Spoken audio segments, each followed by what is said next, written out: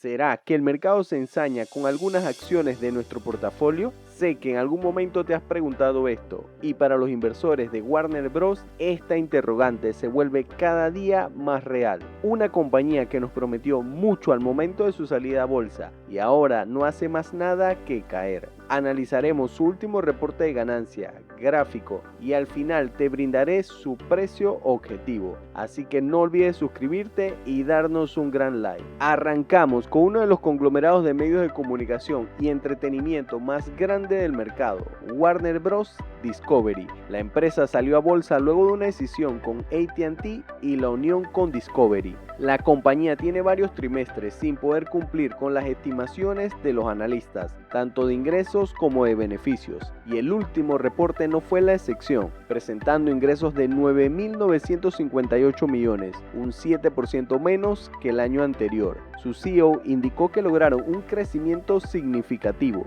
en su negocio de transmisión, con una buena aceleración en las ventas de publicidad, generando casi 90 millones en EBITDA positivo. Reportaron unas pérdidas de 40 centavos por acción. La compañía anunció que planea expandir sus servicios de HBO Max a más de 29 países de Europa. Además, el estudio de Warner Bros. Fue el primero en alcanzar este año los $1.000 millones en recaudación en todo el mundo, gracias a las películas de Doom Parte 2 y Godzilla vs. Kong, El Nuevo Imperio. Warner Bros. Discovery agregó 2 millones de suscriptores de transmisión directa al consumidor durante el trimestre, lo que eleva su total a 99 millones de suscriptores activos. La compañía ha estado trabajando para reducir su carga de deuda, que ahora asciende a unos 43.200 millones de dólares, pagando 1.100 millones de dólares en este trimestre. Además, anunciaron una oferta en efectivo de 1.750 millones,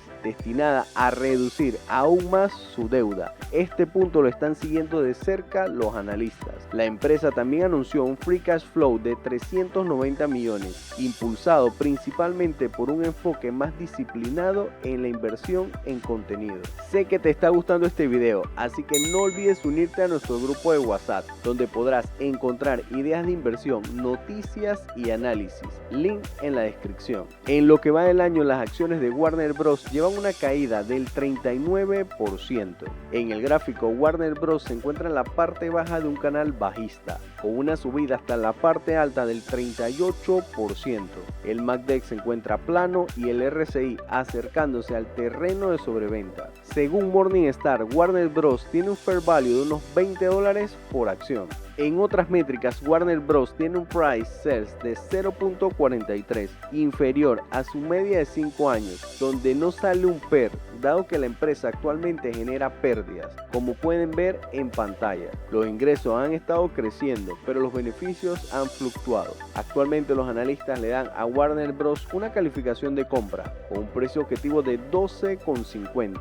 Si queremos ver las acciones de Warner Bros. Subiendo en el próximo reporte de ganancias, debe entregar pérdidas de unos 17 centavos por acción, sobre ingresos de 10.290 millones. Recuerda tener estos dos valores en cuenta. Mi opinión sobre Warner Bros. La empresa es uno de los líderes del entretenimiento y si hace las cosas bien es una de las compañías que puede sobrevivir a la alta competencia. Recordemos que Warner Bros. Nació con una gran cantidad de deuda que pesa sobre su balance. Como vimos, tan solo este trimestre canceló 1.100 millones de dólares. La compañía está luchando por volverse rentable.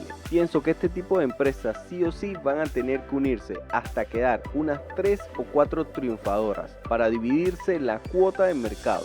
Ya estamos viendo los primeros giros a esto que les comento, con la unión de Paramount Global y Skydance. Además del anuncio de Warner Bros. Para unir parte de su catálogo con el de Disney para atraer nuevos suscriptores. Si tienes acciones de la compañía y estás en pérdida y no aguantas verla todos los días en números rojos, puedes promediar tu salida por si no quieres asumir toda la pérdida de golpe. Si no la llevas en cartera y te interesa, podrías esperar a que la empresa dé señales de un cambio significativo al alza para iniciar una posición. Recuerda siempre hacer tu propio análisis. Muchas veces me cuentan que no saben por qué algunas acciones caen y si en algún momento se podrán recuperar. Si esto te está pasando con PayPal, te dejo el último análisis que le hicimos en la parte de arriba.